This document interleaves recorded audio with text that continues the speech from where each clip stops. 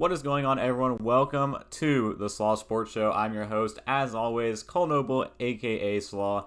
So thank you for joining me for another episode. I promise that there will be 2 episodes this week to just get caught back up after missing an episode last week. So we're back here today for another episode, and yes, we will be continuing our NFL season previews this week. This episode, second of this week, a new division that we're going to be breaking down team by team, what they do the offseason, what are we expecting from them this season, what are some training camp battles to keep an eye on, personal things that I'm keeping an eye on, maybe from a fantasy perspective, maybe from a team perspective, how they're going to work this season, those type of things. So we're going to break down the AFC East today, as you can tell from our thumbnail. Buffalo Bills, New England Patriots, New York Jets, and Miami Dolphins. I'm excited about this one. Mainly the first team we're going to be talking about because I think there's some easy favorites in this division for the Super Bowl this year. And it's going to be the first team we talk about. But before we get there, thank you for those joining us live on YouTube.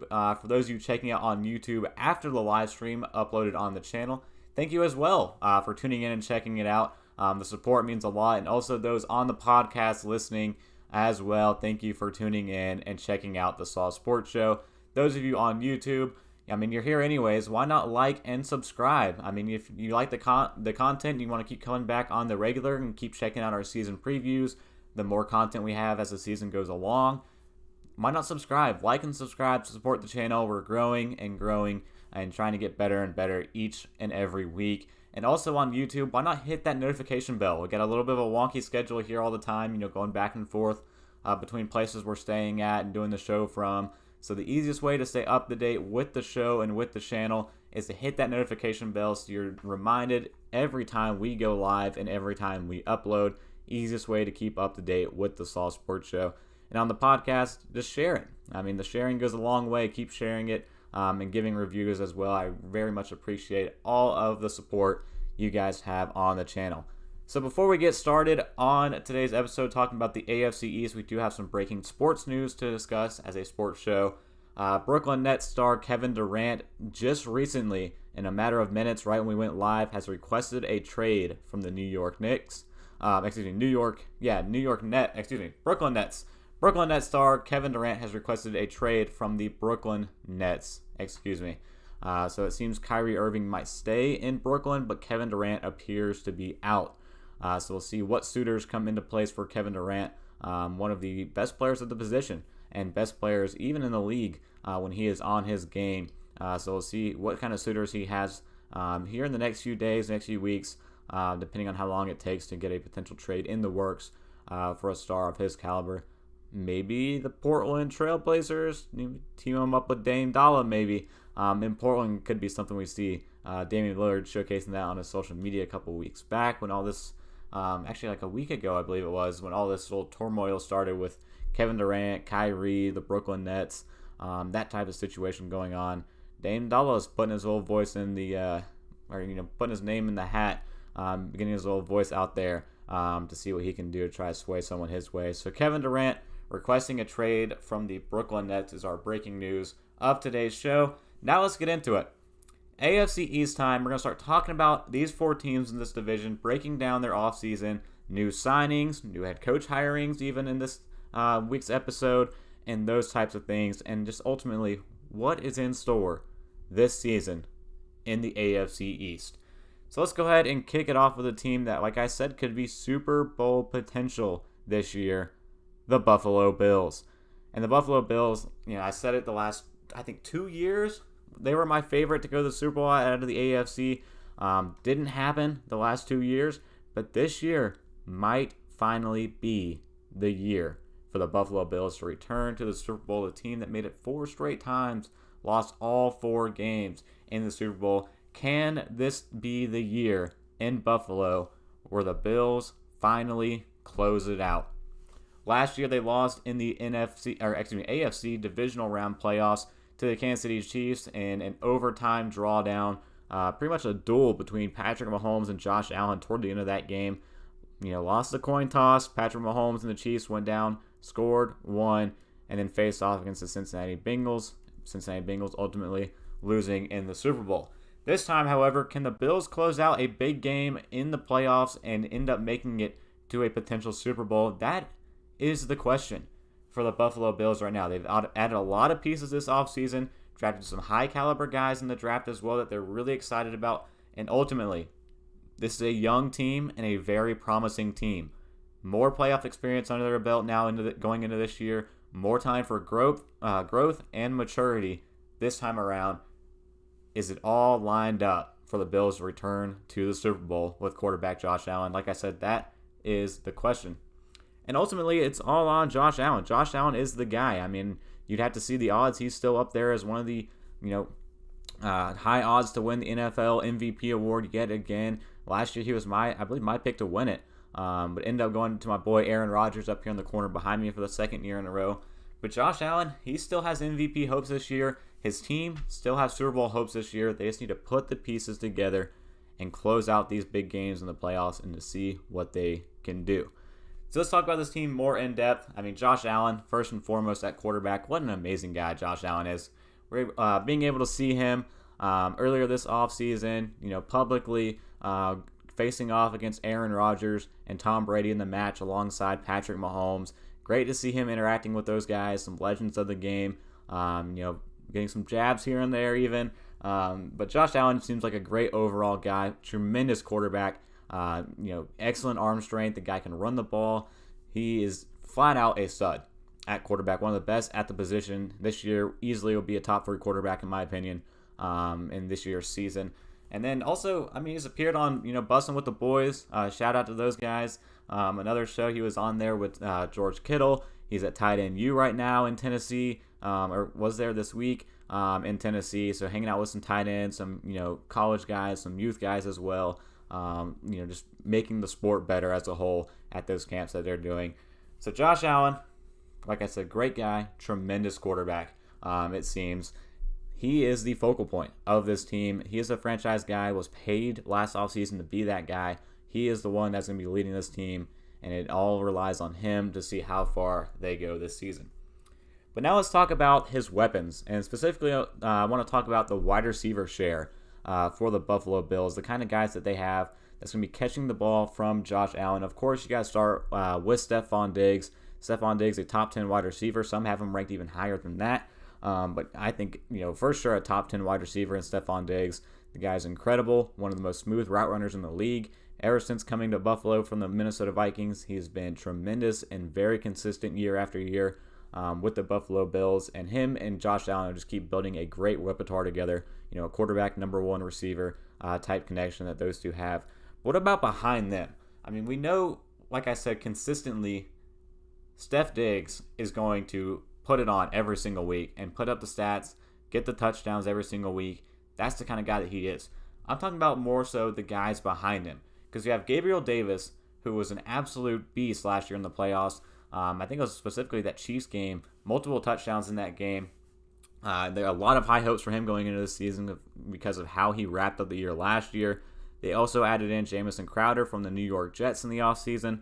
And then you have Isaiah McKenzie, a young, promising guy that they're really excited about this year. And then rookie Khalil Shakir out of Boise State as well. How are they going to use these wide receivers in this offense?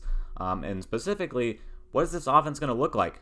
Their offensive coordinator, Brian DeBall, went over and now is the head coach of the New York Giants. So just went down the road a little bit, staying in the New York State.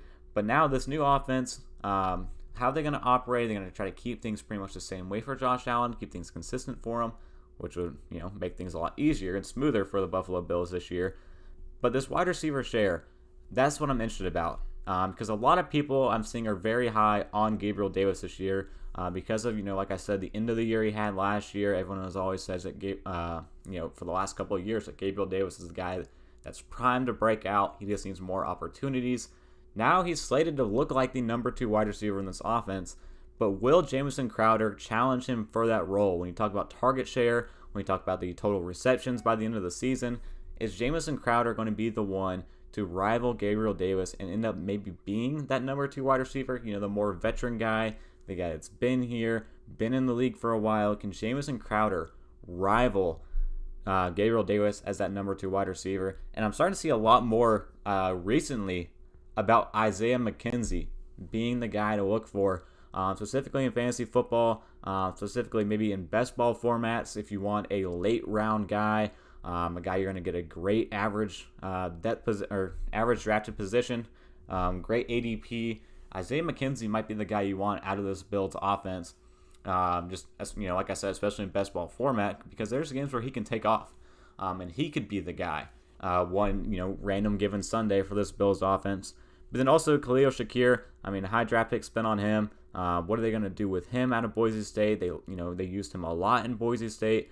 And how will the Bills implement him as well into this offense with these weapons to get him on board and start getting him figured out, teaming up with Josh Allen. So with the running backs underway, the wide receivers underway, let's also look at the tight end, Dawson Knox. He's expected to come back another season. Also expected to be another consistent guy like he has been the last probably 2, maybe 3 years in Buffalo. And also see what they can do with him. He's got a great connection with Josh Allen already in place. And then behind him, O.J. Howard, he's coming in also from the Tampa Bay Buccaneers. Now 2 tight ends that they can work with now in Buffalo, Dawson Knox and O.J. Howard, teaming up, trying to mix in and out with all these weapons that they have. And also at running back, to kind of just wrap it up with this offense side of the ball for the Buffalo Bills, running back as well. How much of a running back factor and run game factor will the Buffalo Bills implement this season? It's not something we've seen the last couple of years in the Josh Allen era in Buffalo. Specifically, Josh Allen's pretty much been their main runner. They don't really rely on, one guy in particular out of the backfield. It was a lot of Devin Singletary. They started working in Zach Moss as of late, especially last season. But now this year, you're also adding in James Cook out of Georgia. And how much are they going to use him as a factor in the running game per se? James Cook did a lot of work as a receiver at Georgia and occasionally got in, as a more traditional running back, 3-down back style role. But they didn't use a lot of him in that role in Georgia. Had a very strong running back by committee with the Georgia Bulldogs national championship team. Didn't use James Cook too much out of the backfield as a more traditional runner. Do the Bills try to get him back toward that? Of course, the brother of Dalvin Cook. They get him maybe into a more 3-down back kind of role in that offense to try to make their running game more of a factor in their offense to open things up for Josh Allen. Or they keep things basic, doing what they've been, the last couple of years in Buffalo, a more committee-style approach to the run game, mix in Singletary, mix in Moss, and then mix in James Cook. You can do some swing passes with James Cook. You can line him up at wide receiver as well. He's done a lot of things in Georgia, and easily why they're really excited about him and getting him in this year's draft. And I'm excited to see how they implement him into this offense as well. So this running back room, what kind of factor will they have is what I'm paying attention to for the Buffalo Bills going into training camp. How do they use these guys? What does the run game look like once they get to team drills? How often do they implement the run game into their offense? And also, where do they line up James Cook within their offense? In the backfield, in the slot, out wide even. He's played there in Georgia as well. What do they do with James Cook in this offense? And what does the running back factor look like in this offense in Buffalo? So now let's go to their defense. And of course, you talk about the defense of the Buffalo Bills. You're going to talk about 2 players in particular that are going to impact this team this year that are the new additions to the squad. First and foremost, let's talk about the big one, Von Miller. Super Bowl MVP, just came off his 2nd Super Bowl victory of his career with the LA Rams, signed a huge deal. Instead of going back to LA, decided to go to Buffalo. Buffalo, of all places, for a high-prized Super Bowl, coming off a Super Bowl winning edge rusher, signs with Buffalo. That is what this team is about now. That's the new Buffalo Bills. I don't know the last time, I don't know if it's happened in my life, that a high-prized NFL free agent actually decided to go to Buffalo, of all places. But Von Miller did, and he's excited about what's being built in Buffalo, New York right now, and besides the new stadium, but with the team, what they're building in Buffalo, and what kind of impact is Von Miller going to have? A 2-time Super Bowl champion, a guy who, at his strength and at his best, is a premier pass rusher in the National Football League and can even be one of the top grades at the position when it's all said and done in his career. But the big thing for me with Von Miller joining the Bills team is he joined the Bills because of, again, what they're building in Buffalo, but also at the position. He wants to be the guy to light a spark under some of these young guys on the defense for the Buffalo Bills. I mean, their big leader that they had, was in the secondary. I mean, it was Tre'Davious White in the secondary at corner, and also the secondary in the back end as well for Buffalo with Jordan Poyer and Micah Hyde. Those guys were the leaders of their defense and have been the last couple of years. Now you add in a guy like Von Miller to this defense, teaming him up with some young guys. I mean, you talk about even Gregory Rousseau and Boogie Basham, two guys who were rookies last year that were pretty much in charge of leading the squad on the edge. And then you also add in, AJ Epinesa, a guy who they drafted in, last year or the year before's draft, in the 2021 draft.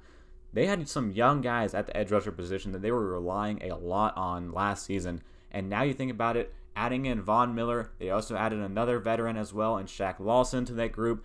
That is now a strong edge rushing group that is headlined by one of the top premier pass rushers in the National Football League, along with three guys who are just now coming into their own in the National Football League. And you talk about a year 3 jump for the edge rusher position. Maybe AJ Epinesa starts getting some opportunities this year. But ultimately, it's going to be that second year impact of Gregory Rousseau, who last year started, had a tremendous rookie year for the Buffalo Bills, and then Boogie Basham, trying to get him more involved as well. The guy out of Wake Forest, represent the home state here in North Carolina.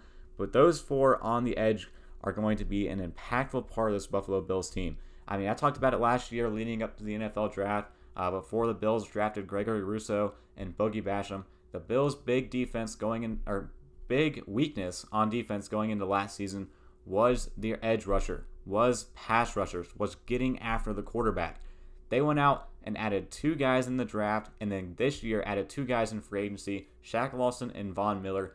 Those 4, along with AJ Epinesa, are going to be a great tandem and a great core, a great rotation.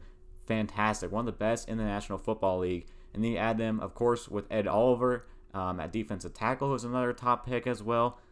Great additions to this Buffalo Bills defense, and they're going to do a lot of pass rushing and a lot of getting after the quarterback this year, completely pressuring them time and time again. I'm excited to see it. And the other big thing last year that really hurt the Bills in the playoffs, and ultimately some can consider was the demise of the Buffalo Bills last season, was the secondary, was the depth in the secondary after losing Tre'Davious White late in the season to a torn ACL. A lot of people are concerned about the Buffalo Bills and what was going to happen with that defense, with that secondary, especially at the cornerback position. Can they hold their own? And they got picked apart in the playoffs, picked apart again against the Kansas City Chiefs, and ultimately got gassed in overtime and could not keep up with that Chiefs offense. What they do? In the first round, they went out and drafted some depth and a guy who is, in my opinion, going to be a real factor this year for this Bills defense in the first round out of Florida, in Kiari Lam. But is Kiari Lam going to be enough to fix the concern on defense when you talk about the depth at the cornerback position? Because behind Tre'Davious White, who will hopefully return this year at full health and be that number 1 corner again for this Bills defense, and then you got Kiari Lam next to him on the other side of the field. You then have Teron Johnson, Ciron Neal, and Dane Jackson behind him. Not much depth behind those 2 guys. Still a depth concern in the secondary for the Buffalo Bills, especially, like I said, at the cornerback position. But at safety, they're still great. I mean, Jordan Poyer, Micah Hyde, and then they got Jaquan Johnson and DeMar Hamlin behind those 2. Second, when you talk about the secondary, the safety part is great. The question is the cornerback depth enough?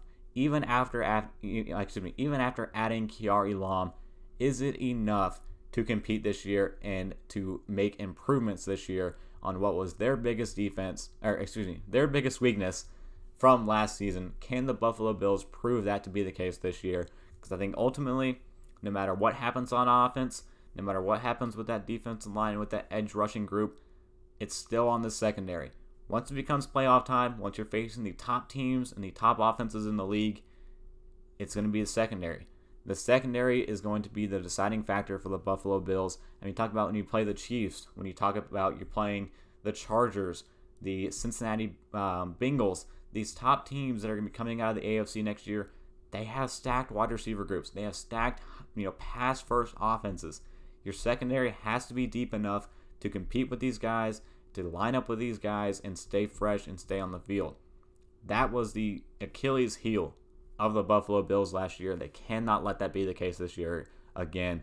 Learn from your mistakes, and we'll see what can happen in Buffalo and see if these guys can hold up. Because ultimately, I don't know if Kiari Lam is enough. It's a great addition. It's a great start, but maybe not enough to fix this entire depth core of the Buffalo Bills defense, especially at the cornerback position.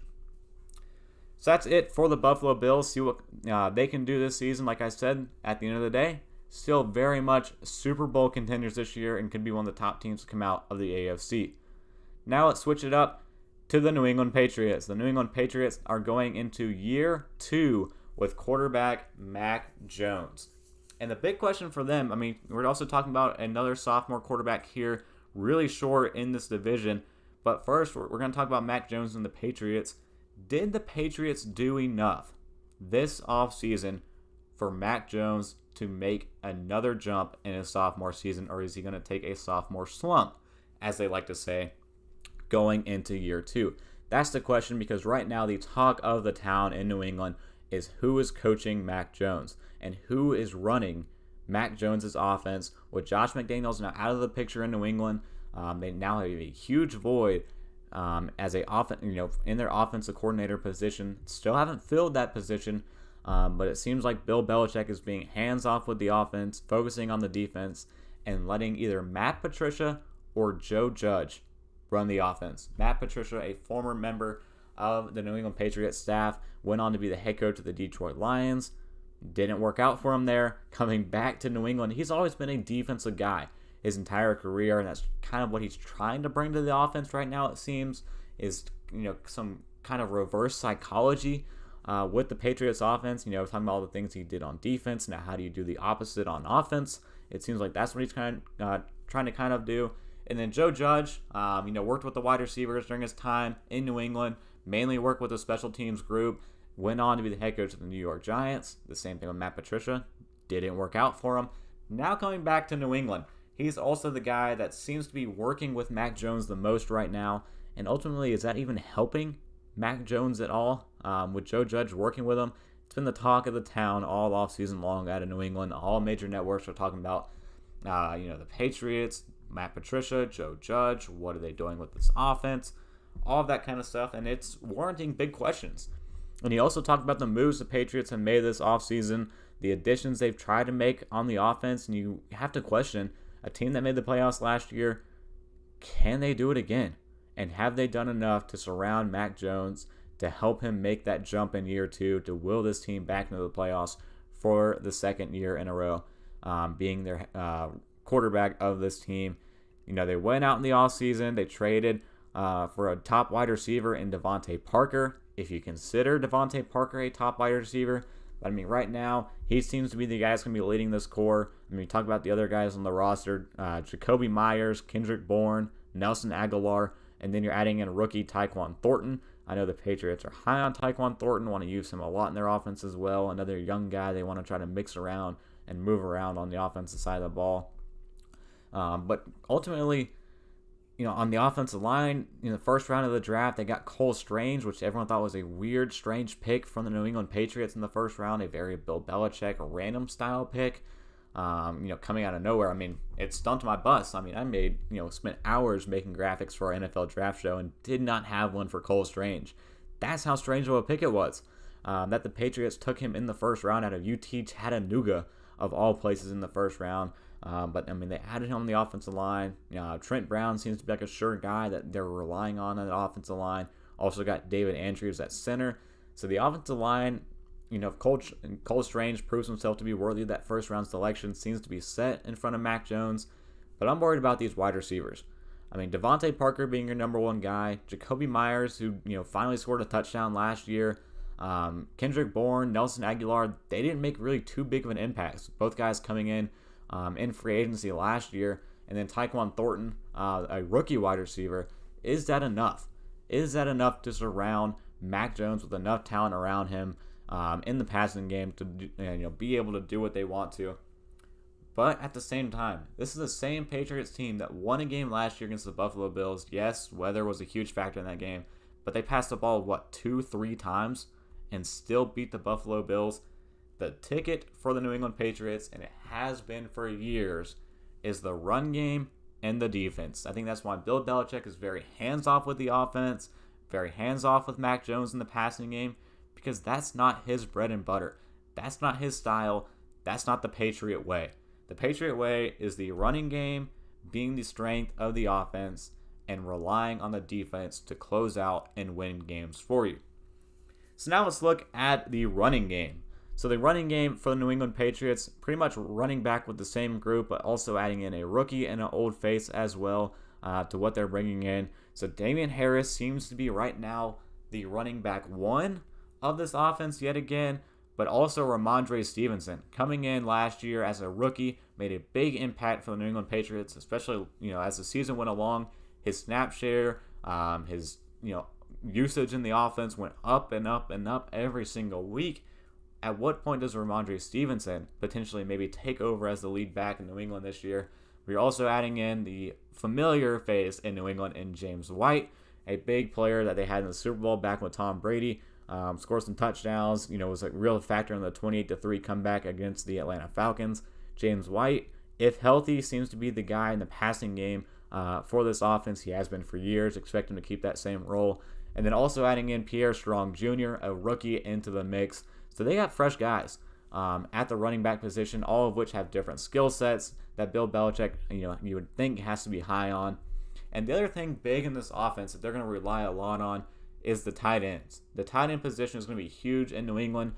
They tried to get it to work last year. I think this year they're going to have a little bit more success with it with Hunter Henry and Jonnu Smith. Again, two guys they brought in last year in free agency.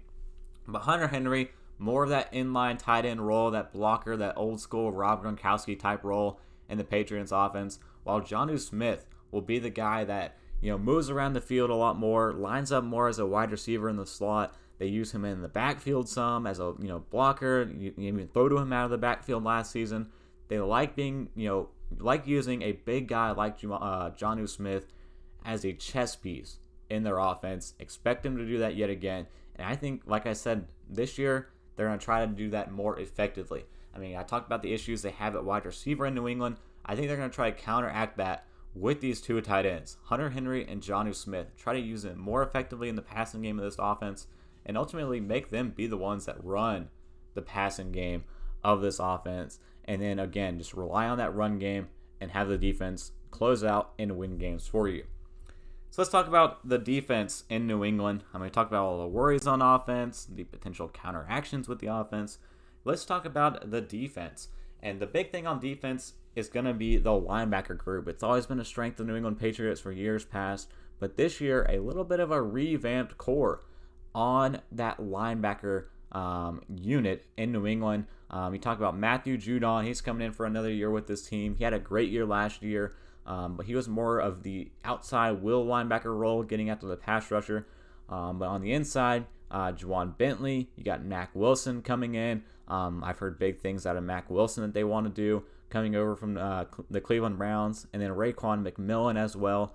Josh Uche, Ronnie Perkins, some young guys are going to try to get in the works as well. Can these young guys at linebacker live up to the hefty expectations of what the linebacker unit has looked like for years past in New England? That's going to be the big thing on this defense and on Bill Belichick's plate, is getting these young guys ready to roll and start getting these linebackers fitting the mold, figure out what he wants to do with those units, because that was ultimately always the strength of Bill Belichick's defense. So I want to see, going into training camp, what does that roster look like? What does that depth chart look like at those positions? How does he implement those guys? Which guys can it rely on week after week? And see how they can do this season. The edge rushing group, going to be a little bit of some interesting situations there. Dietrich Wise Jr., Lawrence Guy, and that defensive tackle. Christian Barmore, he is a stud at D-tackle, a young guy coming up. And then Devon Gachos as well. Gachos, yeah. Got him as well at defensive tackle. I might have butchered that one. But still, defensive guys on that defensive line, running back, pretty much the same group there. See how they can do. The linebacker group, so we got to really look at and keen in on throughout free agency. In the secondary, bringing in Jabril Peppers in the offseason, bringing in Malcolm Butler, having a reunion with him in New England. Seems like Malcolm Butler and Jalen Mills might be their number 1 and number 2 guys. I would say probably interchangeably at corner, and then Kyle Duggar and Devin McCourty. And like I said, adding in Jabril Peppers at safety. I think they're going to use a lot of Jabril Peppers at safety, maybe line him back more down in the box, and some situations that they can do with him. I mean, it's great to have a guy like Jabril Peppers, especially with a defensive mastermind like Bill Belichick, to be able to use him pretty much anywhere you want to and to be a factor on that defense. That's what Jabril Peppers could bring to this team this year in New England. So I'm excited to also see what he can do. So that wraps up our Patriots. A big thing, like I said, the passing game of this offense is it ultimately going to be another non-factor. And the other thing is going to be this defense linebacker core in New England. How's Bill Belichick going to fill out these guys, figure out his starters at the position, and see what kind of impact that they can have this year in New England?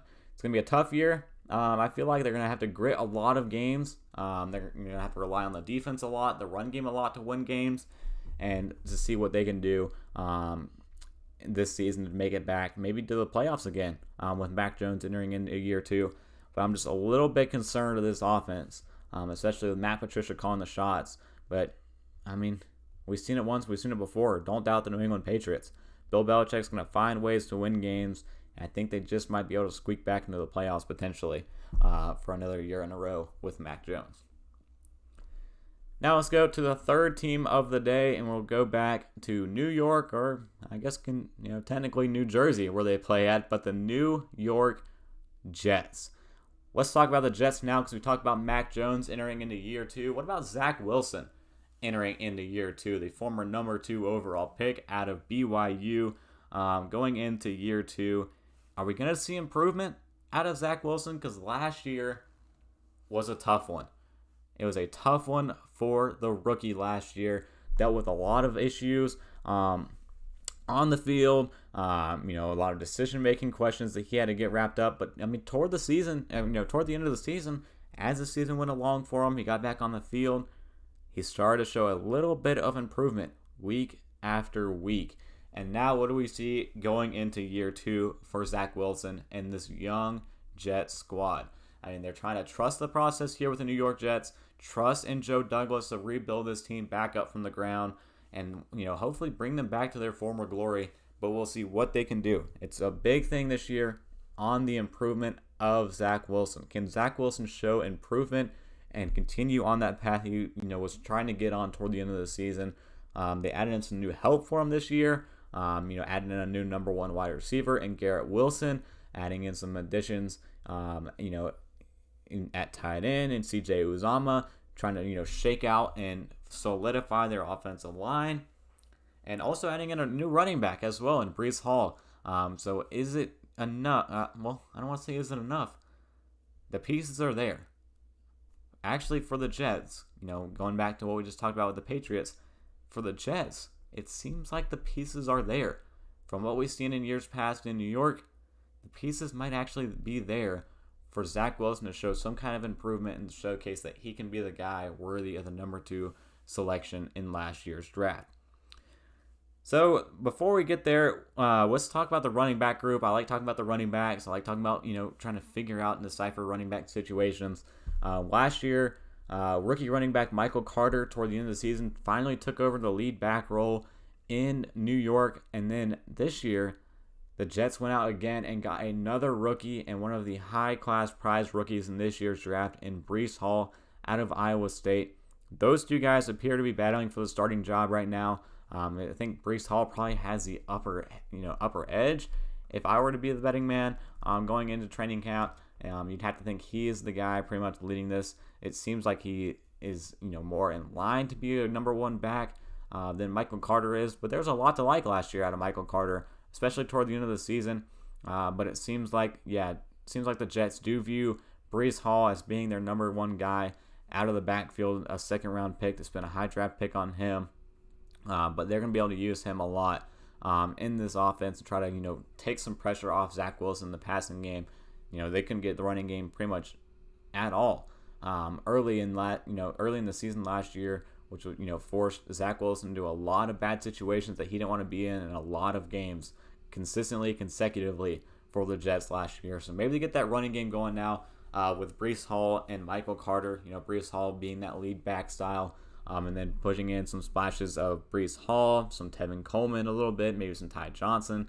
But I think, we're going to see a lot of Breece Hall in this offense this year, coming in as a rookie. And then at wide receiver, tight end, talk about the weapons Zach Wilson will be able to throw to this year. I talked about C.J. Uzomah coming in from the Cincinnati Bengals to this squad. Also, Tyler Conklin still there as well. So 2 tight ends they can try to work with. Uzomah used a lot of him in Cincinnati. I think the Jets can try to use that same, kind of effect with him. And then you got Elijah Moore, Garrett Wilson, Corey Davis, and Denzel Mims. 3 young guys, and then Corey Davis, got him on a big contract 2 years ago, maybe 3 years ago, from the Tennessee Titans. It's trying to pan out to being worth his due, but it seems like it's, starting to turn into that case where these young guys, especially Elijah Moore last year, and then Elijah Moore last year, Garrett Wilson this year will be the guys that take over this wide receiver room and build and grow with Zach Wilson in this offense. I think it's great to have 2 young wide receivers that are right there at the same age with Zach Wilson that he can grow with throughout his entire career, and they can grow with together, keep building that connection. Denzel Mims starting to maybe feel like that odd man out. Hasn't really shown to be shown what he could be with this offense, and show what they expected him to be within this offense. But I still think they can try to use a little bit of him. But Corey Davis will probably take that number 2, number 3 role, and I would say it wouldn't be long until Garrett Wilson solidifies that number 1 role in New York. And like I said earlier, the offensive line, I think it might finally be set for the New York Jets. And finally. It's been years you've been waiting for the offensive line group to do something in New York with the Jets. I think this might be the year that they finally have figured it out and got something in place that can work. George Fant and Mekhi Becton at tackle, 2 big guys that I think could really have a great year. And you got Laken Tomlinson and Elijah Vera Tucker at guard, Connor McGovern at center. That's a good group of 5. And it'll be interesting to see, how the depth behind those guys. Connor McDermott, Dan Freeney, Max Mitchell, those type of guys. See how well they hold up in the depth end if you potentially have some injuries with this group. But if they stay healthy, this starting 5 on the offensive line in New York looks to be a promising group that I think can really work out for this team this year. And I think that they can finally have some sort of reliability in this offensive line to where they don't have to, worry about it anymore. I think they finally got it in place where this is no longer a worry of this team. And like I said, ultimately now it's just up to Zach Wilson to show improvement and to get this team, up the win column 2 or 3 more going into this season, to just show some kind of improvement and make sure the process is still on track.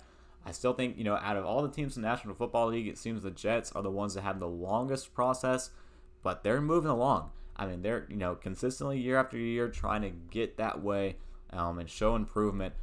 So the big thing is going to be that offensive line. If they can, prove that they are, like I'm saying, reliable and finally in place, this team can finally start making a jump forward going into this season. So I'm excited to see that finally coming out of New York.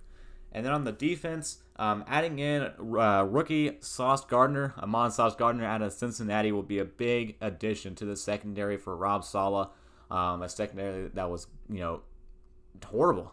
Straight up horrible last year, especially the cornerback position, one of the worst cornerback rooms in the entire National Football League.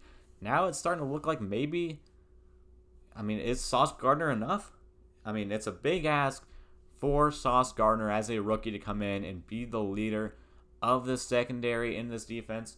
But no one has more swagger, I feel like, going into this year's draft, more confidence going into this year's draft and this year's rookie season than Sauce Gardner out of Cincinnati. I think he could be up for the challenge of being the leader of this defensive group, defensive secondary.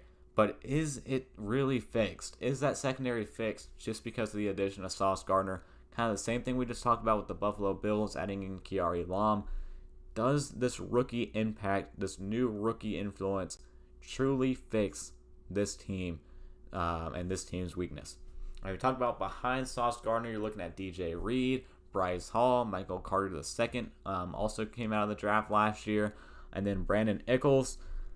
Still, not the best group. Still not a eye-popping, depth group. They are at the secondary position, at the cornerback position. So is the confidence, is the swagger of Sauce Gardner going to be enough to elevate these guys around him? And can he step in and immediately be that guy in year one? I mean, talk about the impact. Just my favorite team. We can talk about them last year having to rely a lot and a big ask out of Eric Stokes last year, going in and after the injury to Jair Alexander, had to be that number one corner, and he was up to the challenge. I mean, Eric Stokes had a great season last year, was locked down at the position against some of the top guys in the league. Can Sauce Gardner be at that level as a rookie and take a huge step even as a rookie going into his first season in the National Football League to immediately stepping in and being a leader and being an impactful player on the defense? Can Sauce Gardner do that as a rookie and elevate these guys around him? That's what they're asking a lot out of him going into this season. And like I said, it's a big ask, but he might be up for it going into this year. The other thing to discuss with the Jets defense is also going to be that defensive edge unit, their pass rushing unit. It's going to be strong. It's going to be very strong in New York this year. I'm excited to see what they can do. I mean, you got guys like Carl Lawson. They're deep. Carl Lawson, Vinny Curry, John Franklin Myers, CJ Mosley off the edge as well, potentially. Jermaine Johnson, another first-round pick that they had out of Florida State. And then at defensive tackle, Sheldon Rankins, Quinnen Williams being the starting guys. You added in a former 49er to team back up with Rob Saleh and Solomon Thomas. They're deep. The New York Jets are deep on the edge and deep in the middle of their defensive line. Their front seven is deep in New York this year. Hamsah Nazar-Lerline, also with Quincy Williams, some other guys they have at the linebacker position. Jamin Sherwood, they moved him to linebacker. They got some linebackers on this team and some great additions that they have made to make this a deep and strong unit at the edge rusher position. I also like, one of my favorite additions in all of this maniac free agency that just happened. One of the most underrated ones was Jordan Whitehead. Jordan Whitehead coming to New York from the Tampa Bay Buccaneers, I think will make a big impact at free safety for the Jets this season. Teaming up with LaMarcus Joyner, I thought they got him at a huge value, a huge market value for the Jets. Moving on from Marcus May and pretty much getting a guy who can be just as great in Jordan Whitehead, wanting to prove himself, coming over from the Tampa Bay Buccaneers, going to a real a more rebuild process team like the Jets. I think he can make a big impact to this team coming in this offseason, coming in from this offseason for this Jets team. But again, that deep and honestly pretty strong D-line and edge rusher group with the Jets could be what tries to push this team to start getting some wins this year, and then trying to get some improvement with that offense under Zach Wilson will be the big thing to see from this team this season. So we got one more to go, and then we'll wrap it up here today with the AFC East. Let's talk about the last team on the agenda. Let's go down to South Beach. Miami Dolphins. Time to talk about them with new head coach Mike McDaniel. And the big thing for the the Dolphins this year, will Tua prove everyone wrong? Can Tua Tagovailoa finally prove all the doubters, all of the haters, can he prove them wrong this season is the big thing for the Miami Dolphins. And they added a big weapon this year for Tua Tagovailoa and Tyreek Hill. A big trade from the Kansas City Chiefs. 5 draft picks they sent to get Tyreek Hill. Immediately gave him a new contract to make him one of the top paid players at his position. An absolute speed weapon. And that is what the Dolphins are relying on this year. That is going to be their philosophy. Their team is going to be speed. You look at the guys that added in at running back. You look at Mike McDaniel coming over from the San Francisco 49ers to be their offensive play caller to be their head coach now. He values speed. He's coming from that Niners tree, that Shanahan tree that values speed with their team, not just on the offense, their entire team valuing speed. What do? After hiring Mike McDaniel, they get one of the fastest guys in the National Football League, one of the biggest downfield weapons that we have ever seen in Tyreek Hill. Now, will he be able to pair up with Tua Tagovailoa? That's going to be the question. I mean, we've already seen the videos of, it's Tua pretty much underthrowing Tyreek Hill at times within this offense. And, some of the routes that they've shown with those two trying to work on their connection. I think the big thing for the, Miami Dolphins is to keep doubting them.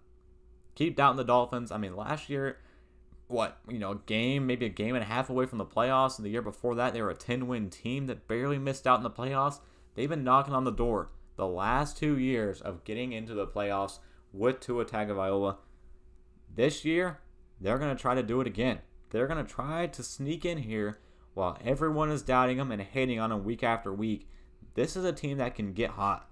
They can get hot with their defense, and if they figure out things on offense and Tua finally starts to prove everybody wrong, this is going to be a team that surprises a lot of people this year. I'm really high on the Miami Dolphins. I like them a lot, and I think that they can try to squeak away into the playoffs yet again. I mean, they're going to be another team that's going to be very, very annoying, an annoying team to go up against that can get very hot at the right time.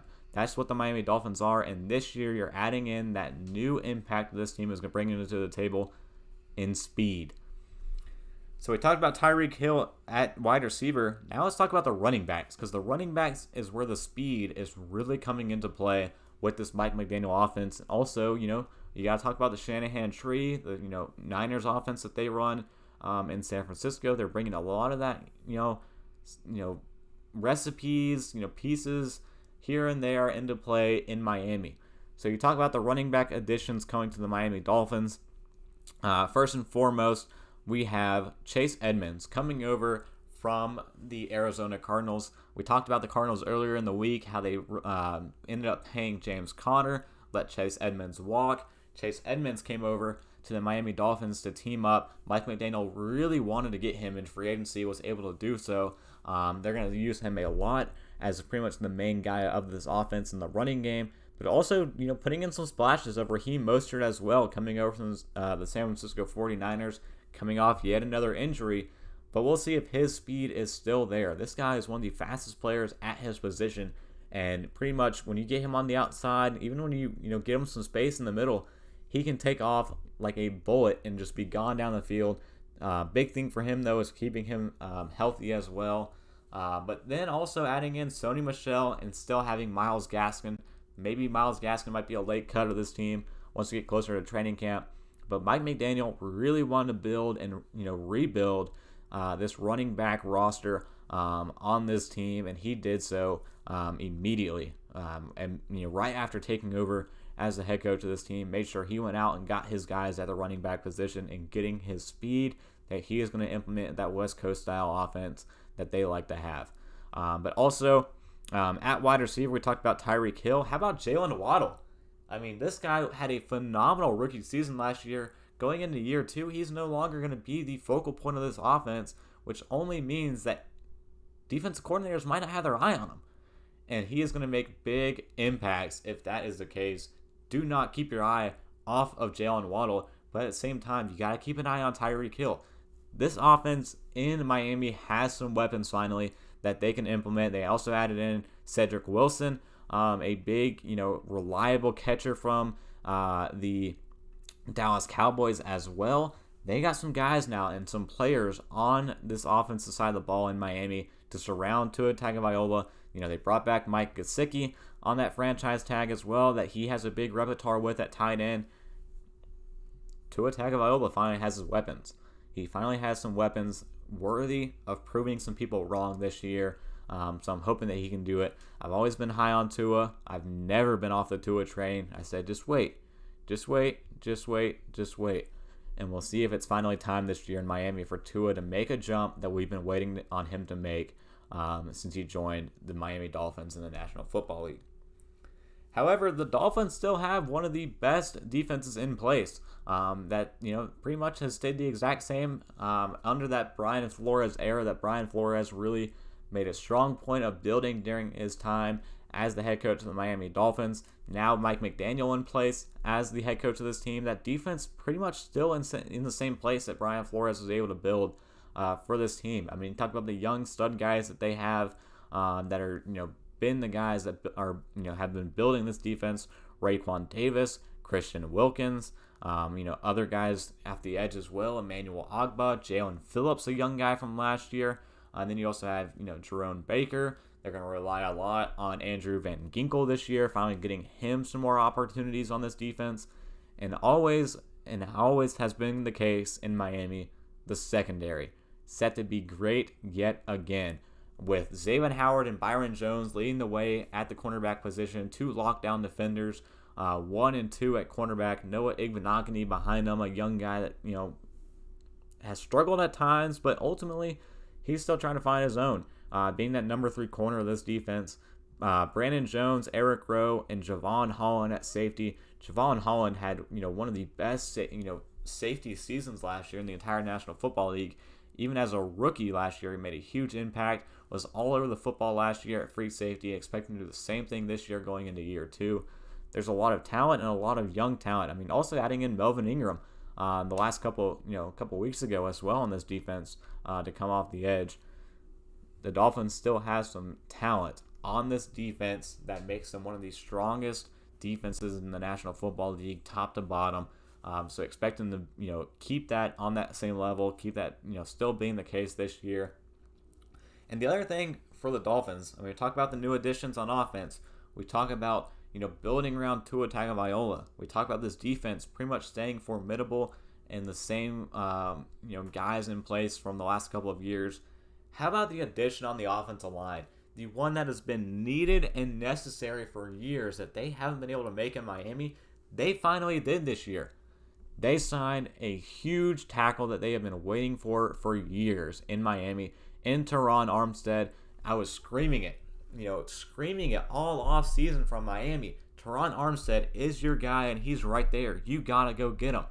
And they finally did, paid him well-deservedly so, because he is now the guy that is going to bring consistency and stability to this offensive line in Miami that they've been searching for years to surround Tua Tagovailoa with. So now you got a starting 5 up front with Teron Armstead, Robert Jones, Connor Williams, Robert Hunt, and Liam Etchenberg, a young guy as well, filling in at right tackle. But you now have your blindside left tackle in Teron Armstead that you know for a fact he is going to be a stud every single game. He has been for years in New Orleans. Getting him and locking him up in the offseason was one of the best moves of the entire offseason in the National Football League this year that I was screaming the entire time. But it also pushes Austin Jackson now to the sidelines, where maybe he can even start making an impact as a depth guy as well. I mean, you got Connor Williams back there too, Solomon Kinley. See if he can keep his job also as a backup guard in the offseason, through training camp and throughout the rest of the offseason. But finally, like I said with the Jets, finally a top 5 group that seems to be in place around this young quarterback. And, the Dolphins got what they were looking for. A, surefire, reliable franchise left tackle to protect your quarterback with. And they got that this offseason in Teron Armstead. I'm stoked about, the Dolphins getting him and adding him to this team and seeing what he can do. So the Dolphins, keep sleeping on him. As Steph Curry says, holding up the sleep. Keep sleeping on the Dolphins. I'm going to stay with them and hope that they do big things this year. They've been close the last couple of years of getting there. I hope that this is the year. I hope this is the year they squeak in as a wild card team. I don't think there's any shot that they can compete with the Bills for the division, but I think the Dolphins have everything in place to try to get back into the playoffs and snagging one of these 3 wild card spots this season. So that wraps it up for our AFC East season preview. So thank you all for tuning in. Those of you stopping by, I appreciate the support. Like I said in the intro, you're still here. Why not hit the like button? Why not hit the subscribe button as well? Even hit that notification bell. Know when we go live. With the wonky schedule that we have, that keeps you up to date of when we're live and when we're live on the show, talking about different things every time we come onto the show. So thank you all for tuning in with the season preview for this year's NFL season. I'm stoked and excited to start getting through this offseason, start getting through some training camp, and getting to some real action to talk about on the football field. But next week we will be back with the NFC East to discuss. A big contract on the way in Washington this week with Terry McLaurin. So a lot of things to discuss next week in the AFC East, or NFC East, excuse me. So stick around for that next week, and then we'll keep things rolling around throughout the rest of the offseason. You guys are terrific. You guys are great. Thank you all for tuning in, and until next time, peace.